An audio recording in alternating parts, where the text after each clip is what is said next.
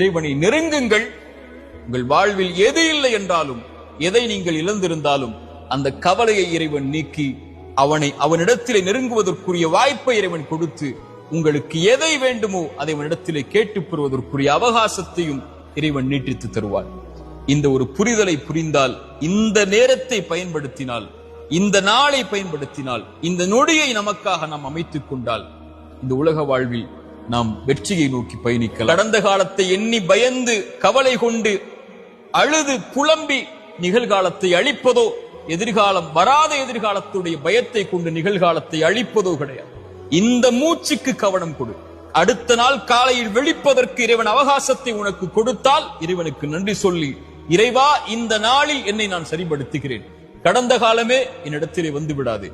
உன்னை குறித்து நான் கவலைப்பட போவதில்லை. உன்னை நினைத்து நான் அழப்போவதில்லை. நான் இழந்த இழப்புகளை நினைத்து நான் ஏங்க போவதில்லை.